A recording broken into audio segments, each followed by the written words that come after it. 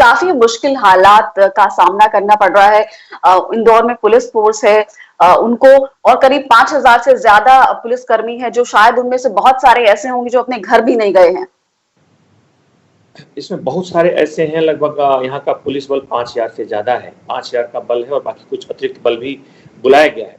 इससे मुख्य तौर पे उन क्षेत्रों में जहाँ पर पुलिस बल बिल्कुल कटिंग एज पे है, उन संक्रमित प्रभावित क्षेत्रों में तैनात है, वहाँ पर उनको विशेष ध्यान रखना पड़ता है। और हम लोगों ने विशेष तौर पे कुछ ऐसे रिक्विजिशन करके हॉस्पिटल, धर्मशालाएं और कुछ जगहों को तय किया है कि वहाँ का बल अपने घर न जाए, क्योंकि हम जानते हैं कि इसकी संक्रमण की जो दर है बहुत ज़्यादा है और संक्रमण पर कई बार आप अनुमान नहीं कर सकते। कई बार हम एसिम्प्टोमेटिक होते हैं, यानी कि हमारे अंदर कोई लक्षण नहीं होता, लेकिन हम उस बीमारी को फैला सकते हैं। इसमें 80% जो केसेज आए हैं वो एसिम्प्टोमेटिक होते हैं, यानी कि उसमें संबंधित जो व्यक्ति है, संबंधित जो जवान है, संबंधित जो व्यक्ति जो संक्रमित है, उसे खुद भी पता नहीं होता और उसके पास के लोगों को भी पता नहीं होता और संक्रमण का शिकार हो जाते हैं।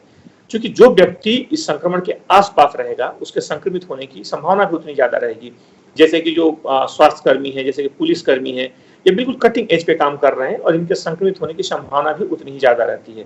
तो इस परिस्थिति में एक पुलिसकर्मी जब बिल्कुल अपने को ठीक ठाक पाता है और घर अगर जाता है, तो कई ऐसे केसेज आए तो वो फिर घर के लोगों को, बच्चों को, घर के अन्य सदस्यों को आसानी से संक्रमण से प्रभावित कर देता है।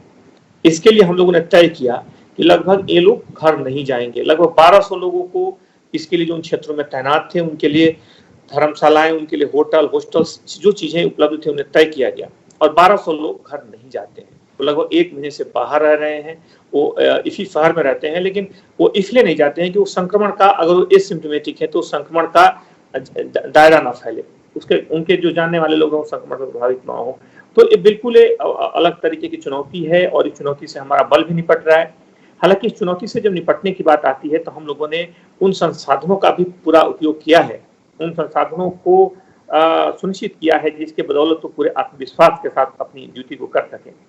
जैसे कि जो संक्रमित इलाकों में है, जिनको चौराहों पर ड्यूटी है, जिनको लोगों से आसानी से काफी उनके संपर्क में आने की संभावना है, उन्हें पीपी किट अनिवार्य किया गया है कि वो पीपी किट पहनकर ही चेकिंग करें।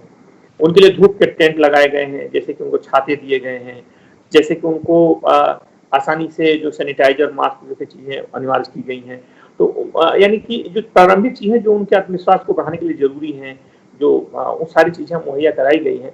हालांकि धूप बहुत तेज है, काफी मौसम भी काफी गर्म है, लेकिन चौराहों पर इस तरह भी उस परिस्थिति में सड़क पर खड़े होकर काम करना एक बड़ी चुनौती होती है। लेकिन मैं कहना चाहूंगा कि हमारा जो जवान है, हमारा जो पुलिसकर्मी है, इन तमाम विपरीत हालातों में भी बड़े ही अच्छे आत्मविश्वास, ऊंचे मनोबल के साथ लगातार काम कर रहा है।